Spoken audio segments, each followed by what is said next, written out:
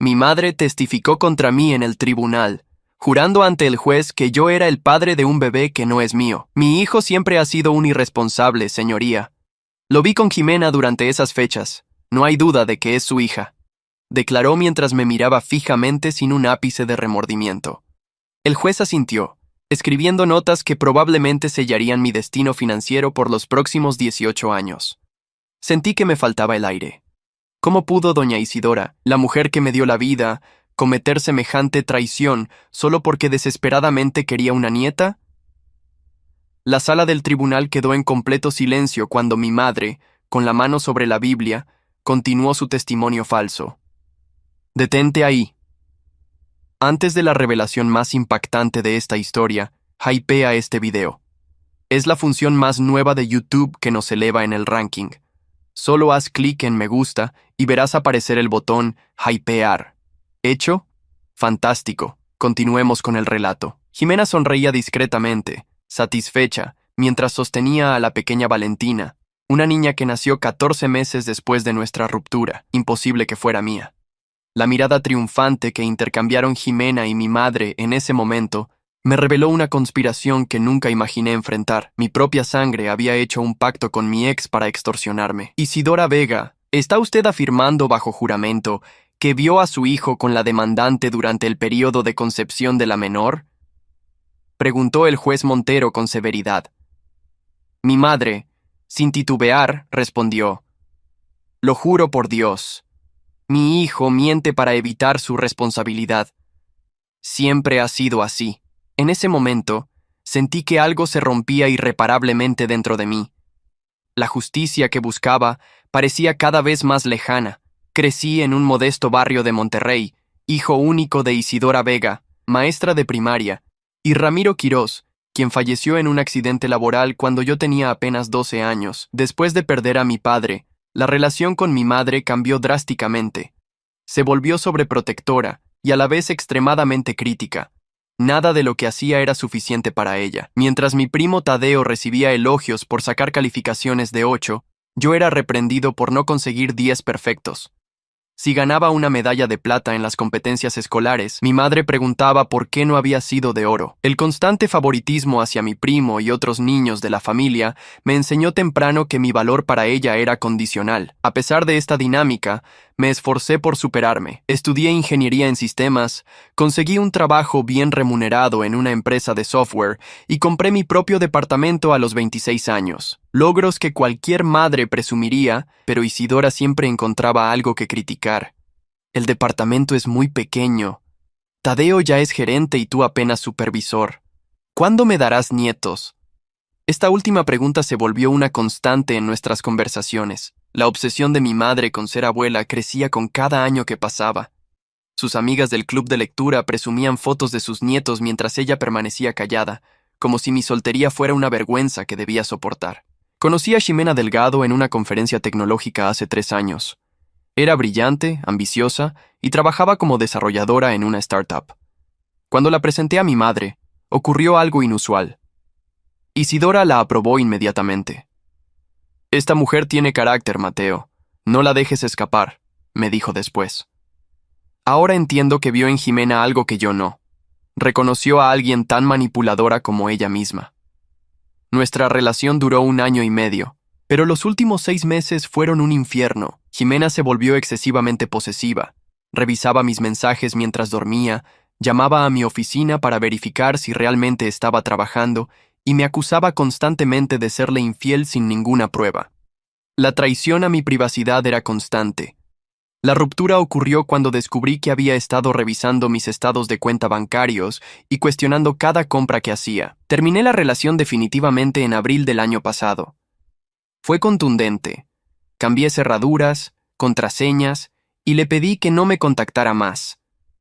Durante más de 1 año, no supe absolutamente nada de ella. Hasta aquel martes de junio, cuando un oficial del tribunal tocó a mi puerta, entregándome una demanda de paternidad. El documento afirmaba que Ximena había dado a luz a una niña 3 meses antes y que yo era el padre. Hice el cálculo inmediatamente. Habíamos terminado hace 14 meses y un embarazo dura 9 meses. Era matemáticamente imposible. Llamé a mi madre buscando apoyo, consejo, cualquier cosa que me ayudara a procesar semejante absurdo. Su respuesta me dejó paralizado. Ya sé lo de la niña, Mateo. Ximena me contactó hace semanas. ¿Qué? ¿Has estado hablando con Ximena a mis espaldas? Pregunté incrédulo.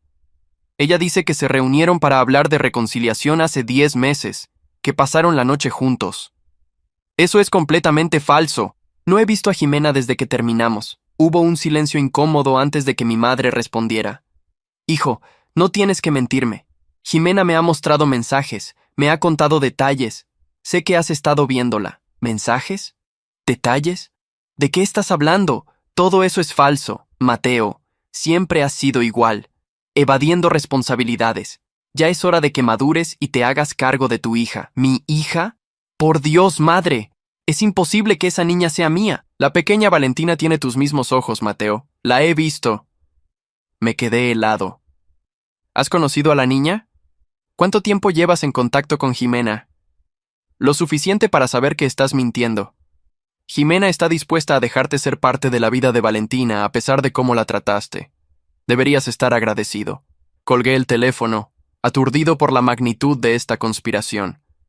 Mi propia madre no solo creía las mentiras de Ximena, sino que aparentemente llevaba meses confabulando con ella.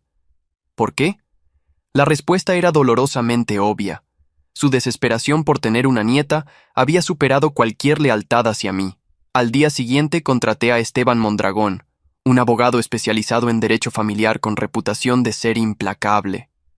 Le conté toda la situación sin omitir detalles. La solución es simple, dijo después de revisar los documentos. Solicitaremos una prueba de ADN. Si la niña no es tuya, como afirmas, el caso será desestimado inmediatamente. Parecía sencillo, pero no contaba con lo que ocurriría después. Ximena, a través de su abogado, se opuso rotundamente a la prueba de paternidad, argumentando que sería traumática para la bebé y que existían suficientes pruebas circunstanciales para establecer mi paternidad. ¿Qué pruebas circunstanciales? Pregunté a Esteban, confundido. Su respuesta me dejó sin aliento. Aparentemente tienen testigos que afirman haberte visto con Ximena durante el periodo de concepción. Uno de ellos es una maestra jubilada, respetada en la comunidad, que está dispuesta a jurar que los vio juntos. No necesité preguntar quién era esa maestra. Lo supe inmediatamente. 3 días después, Esteban me llamó con voz grave. Mateo, tenemos un problema serio.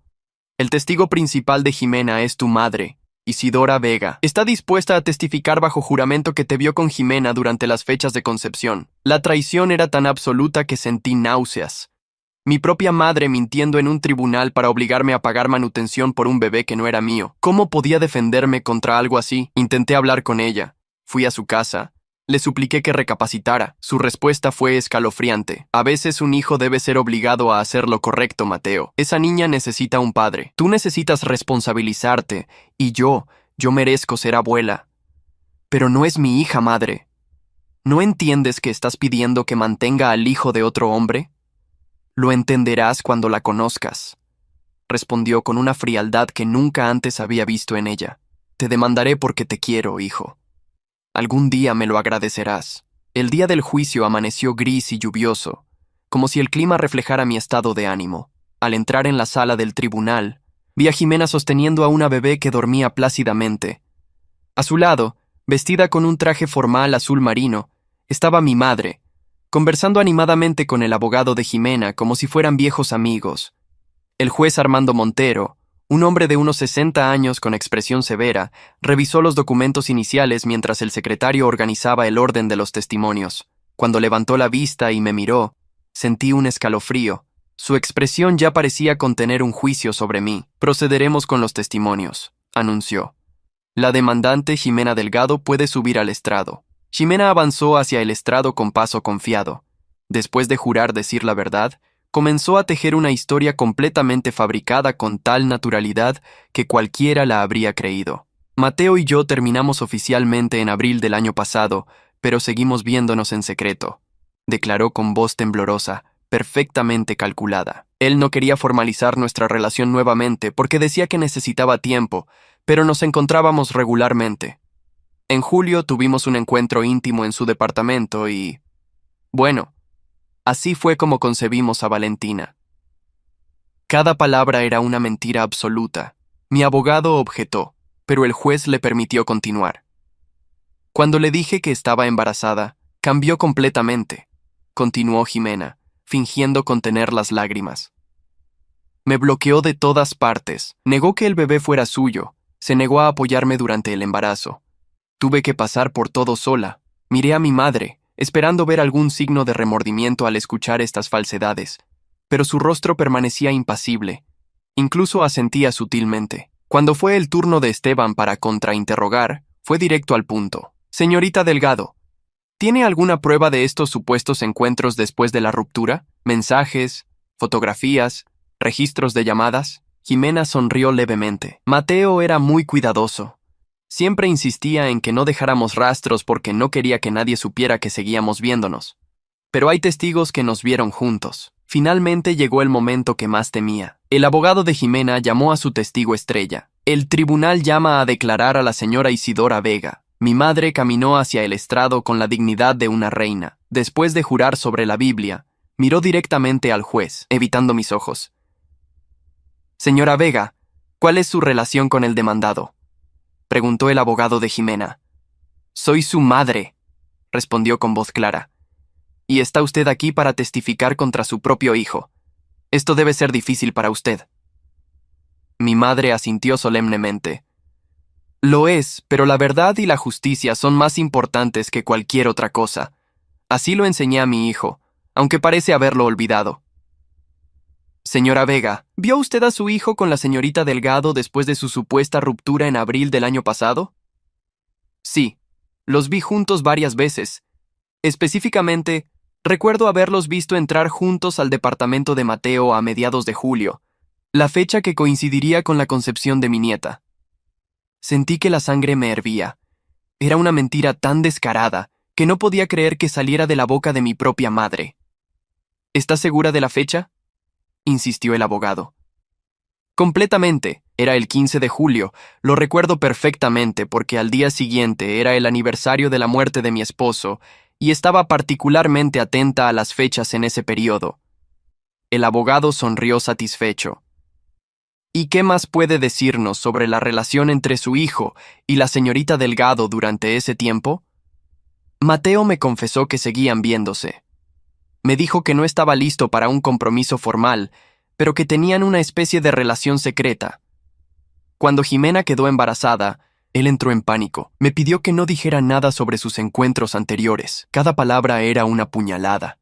Mi propia madre inventando conversaciones que nunca existieron, momentos que nunca ocurrieron, creando una realidad alternativa donde yo era un cobarde irresponsable. Cuando fue el turno de Esteban para contrainterrogar, fue implacable. Señora Vega, ¿tiene alguna prueba física de lo que afirma? ¿Fotografías, mensajes, cualquier evidencia tangible? No necesito pruebas físicas para reconocer la verdad, abogado. Conozco a mi hijo. Sé cuándo miente. ¿Está al tanto de que el falso testimonio bajo juramento es un delito federal? Mi madre ni se inmutó. Estoy diciendo la verdad, señora Vega. ¿Es cierto que usted ha expresado en múltiples ocasiones su deseo de ser abuela? ¡Objeción!, interrumpió el abogado de Jimena. Irrelevante, al contrario, respondió Esteban. Va directamente al motivo y credibilidad del testigo. Permitiré la pregunta, decidió el juez. Responda, señora Vega. Mi madre enderezó la espalda. Como cualquier mujer de mi edad, sí, he expresado mi deseo de tener nietos antes de morir. Es natural. ¿Y está dispuesta a mentir bajo juramento para conseguir esa nieta que tanto desea? Objeción. Está acosando a la testigo. Sostenida, dijo el juez. Cuando terminó el interrogatorio, me sentía física y emocionalmente exhausto. El caso no pintaba bien. Un hijo negando su paternidad contra el testimonio de su propia madre era algo difícil de superar. Al final de la sesión, el juez Montero se dirigió a la sala. Dada la naturaleza contradictoria de los testimonios, este tribunal ordena una prueba de paternidad para resolver definitivamente la cuestión.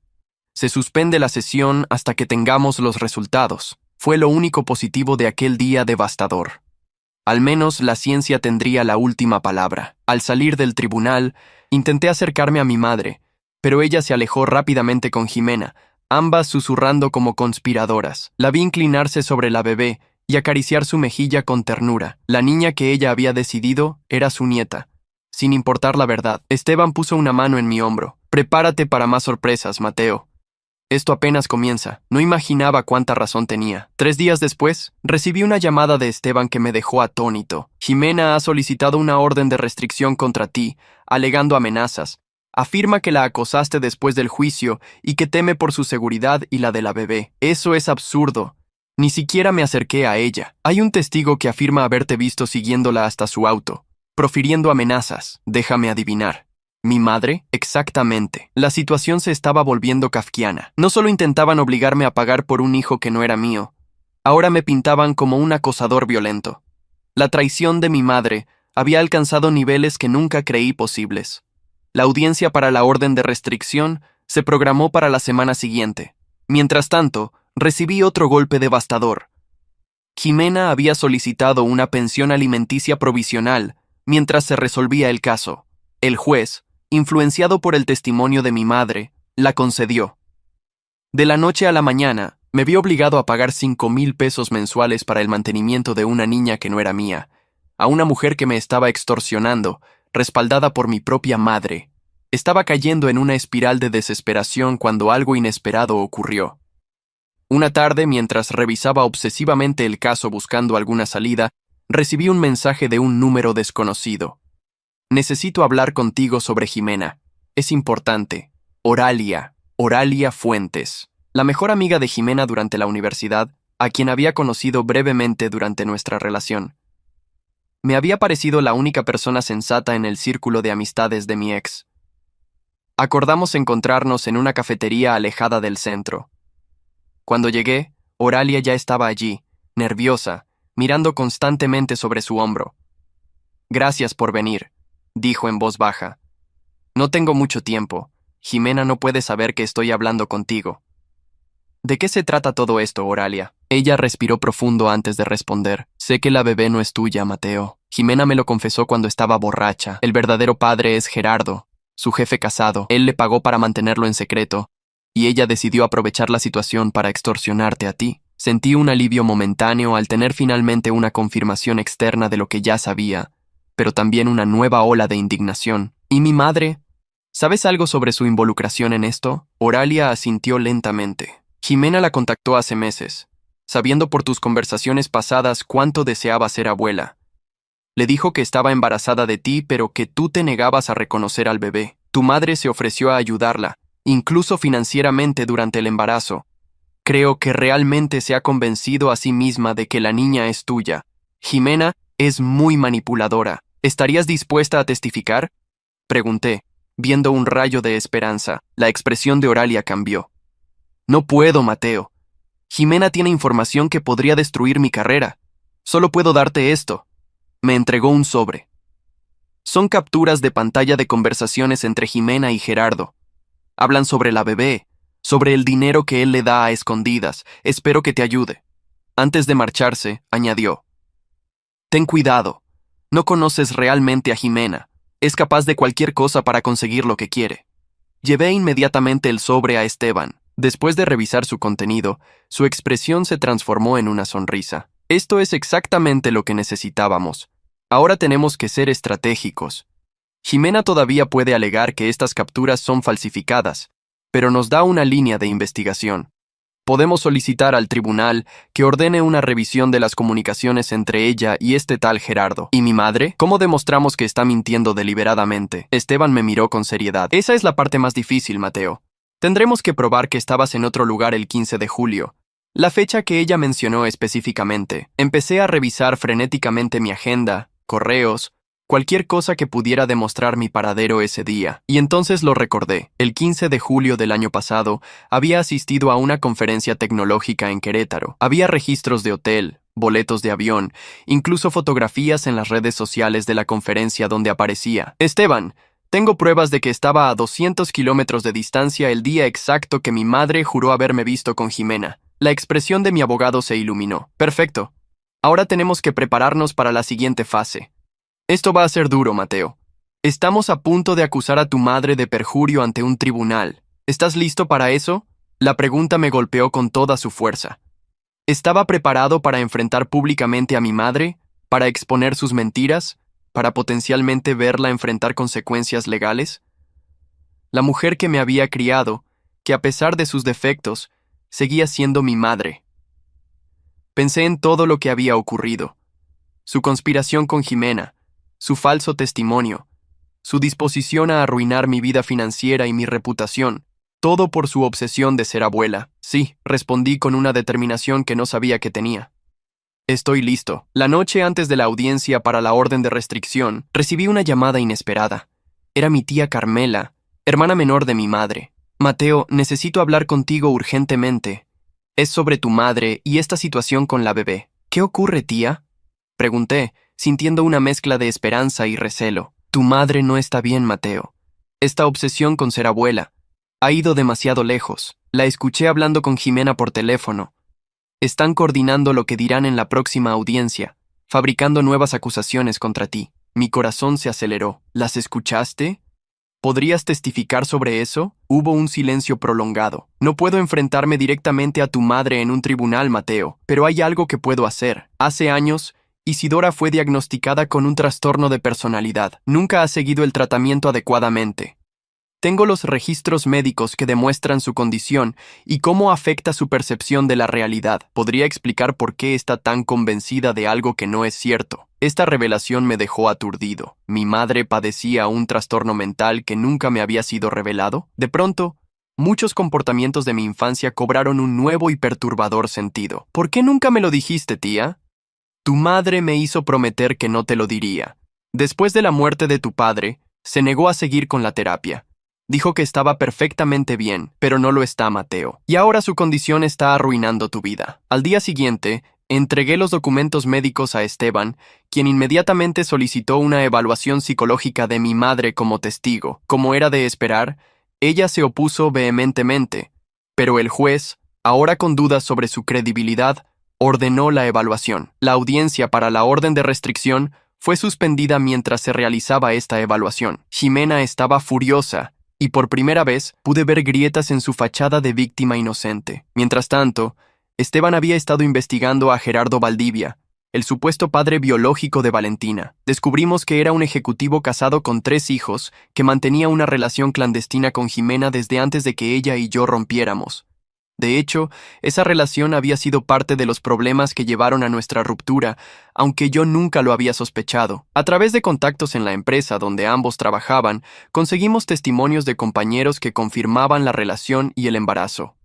Uno de ellos incluso estaba dispuesto a testificar que Gerardo había pagado el departamento donde Jimena vivía actualmente. La situación dio un giro dramático cuando la esposa de Gerardo, Lucía Montalvo, se enteró del asunto. En lugar de culpar únicamente a su marido, dirigió su furia hacia Jimena, a quien consideraba una cazafortunas que había intentado destruir su familia. Lucía nos contactó ofreciendo su colaboración y cualquier información que pudiera ayudar a probar que Valentina era hija de su esposo, no mía. Quiero que ese hombre asuma su responsabilidad, me dijo durante nuestra reunión con Esteban. Si es necesario, solicitaré una prueba de paternidad comparando el ADN de Valentina con el de mis hijos. Tienen derecho a conocer a su media hermana. Cuando la evaluación psicológica de mi madre estuvo lista, los resultados confirmaron lo que mi tía había revelado. Isidora padecía un trastorno de personalidad que, en situaciones de estrés o cuando se enfrentaba a deseos intensos no satisfechos, podía distorsionar su percepción de la realidad hasta el punto de crear falsos recuerdos que ella creía genuinamente.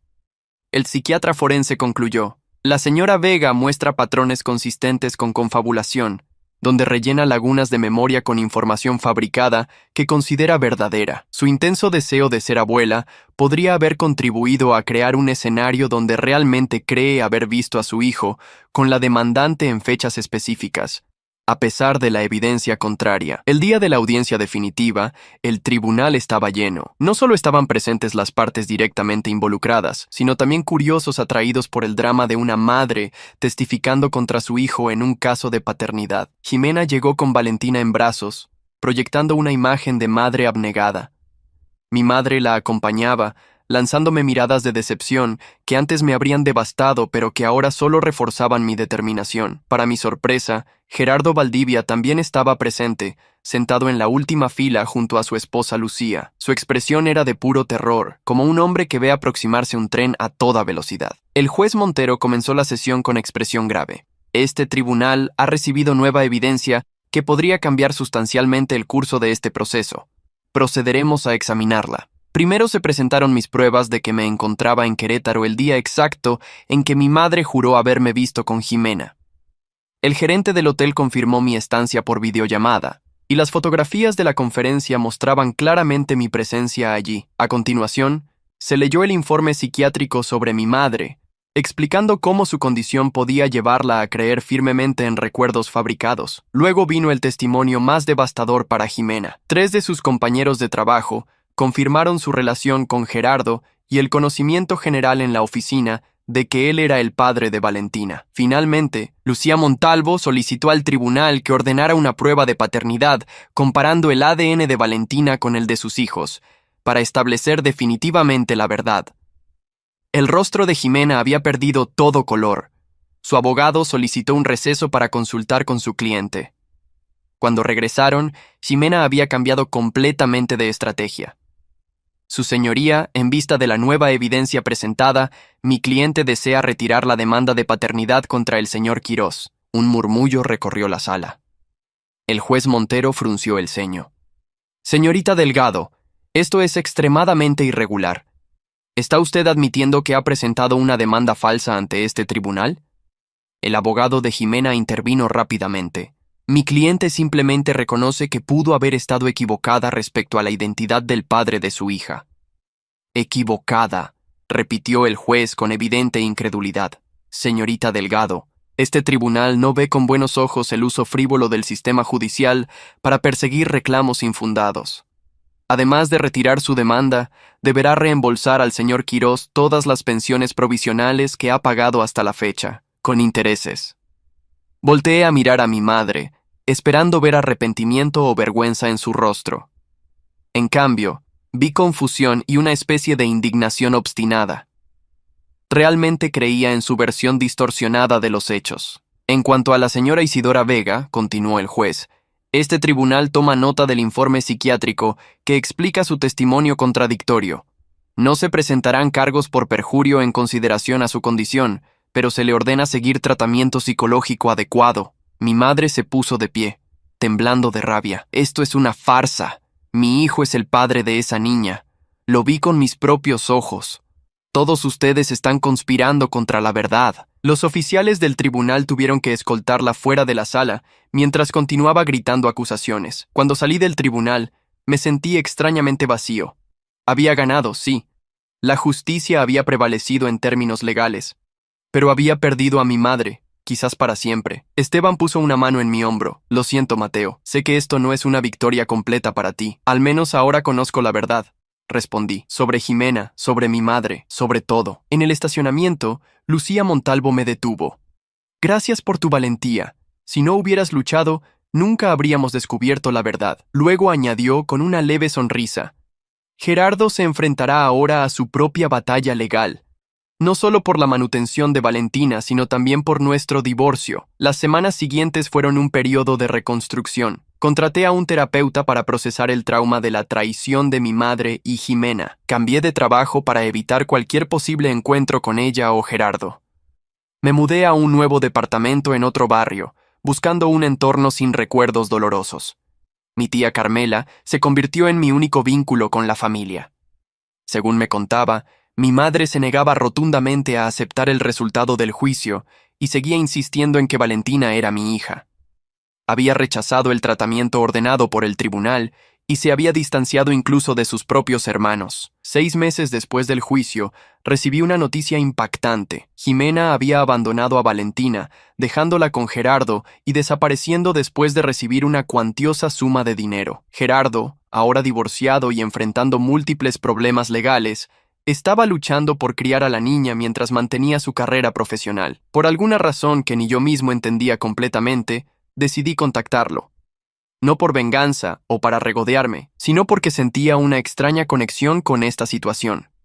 Después de todo, ambos habíamos sido manipulados por Jimena, aunque de maneras muy diferentes. Nuestro encuentro fue inicialmente tenso. Gerardo comenzó disculpándose profusamente por no haber intervenido antes.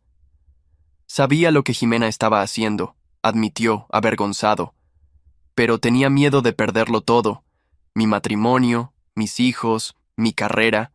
Fui un cobarde y casi arruino tu vida por ello. No pude evitar sentir cierta satisfacción al verlo enfrentar las consecuencias de sus acciones, pero también una inesperada empatía. Él también había sido víctima de sus propias malas decisiones y de la manipulación de Jimena. Me mostró fotos de Valentina, ahora de casi un año. Era una niña hermosa que no tenía culpa alguna en todo este desastre. La prueba de ADN confirmó que es mía, dijo con una mezcla de orgullo y preocupación. Mis otros hijos están comenzando a aceptarla como su hermana.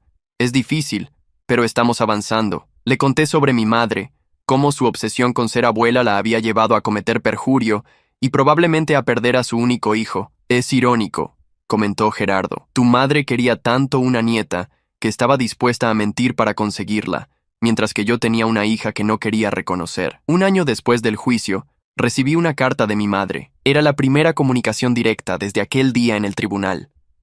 Con manos temblorosas, abrí el sobre. Querido Mateo, el doctor dice que debo escribirte como parte de mi terapia. Finalmente estoy siguiendo el tratamiento que debí haber comenzado hace años. No es fácil aceptar que mi mente me ha estado engañando, que mis recuerdos no siempre son confiables. Todavía hay días en que creo firmemente que te vi con Jimena, que Valentina es tu hija, pero ahora entiendo que eso es parte de mi condición.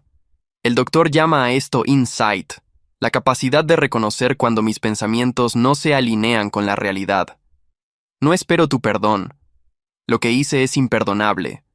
Solo quiero que sepas que estoy intentando mejorar, entender que salió mal. Tu tía Carmela me cuenta que estás bien, que has comenzado una nueva vida. Me alegro por ti, aunque no tengo derecho a alegrarme de nada relacionado contigo después de lo que hice. Si algún día, quizás en un futuro lejano, estás dispuesto a hablar conmigo nuevamente, estaré esperando. Si no, lo entenderé. Con amor, a pesar de todo, mamá. La carta me dejó conmocionado. No era una disculpa completa, aún había rastros de su incapacidad para aceptar totalmente la realidad. Pero era un comienzo. Un reconocimiento de que algo había estado fundamentalmente mal en su percepción. Tardé 3 meses en responderle. Le escribí sobre mi nuevo trabajo, mi nuevo hogar, mi proceso de sanación. No mencioné perdón ni reconciliación.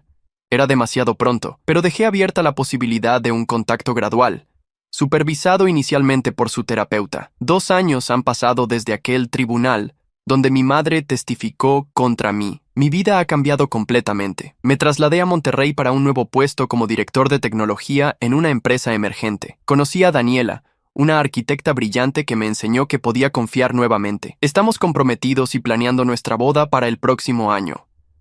Mi relación con mi madre sigue siendo complicada. Nos vemos ocasionalmente, siempre en sesiones supervisadas por su terapeuta. Ha habido progresos, momentos de claridad donde reconoce plenamente lo que hizo y el daño que causó. Otros días, sus antiguos patrones resurgen y tengo que mantener firmes mis límites. Lo más sorprendente ha sido mi inesperada conexión con Valentina. Después de mucha reflexión y terapia, decidí aceptar la invitación de Gerardo para conocerla, no porque sintiera ninguna obligación hacia ella, sino porque había sido, aunque involuntariamente, una parte crucial de mi historia. Valentina ahora tiene 3 años. Una niña vivaz y curiosa que me llama Tío Mateo. Gerardo ha resultado ser un padre devoto, transformado por la responsabilidad de criarla solo.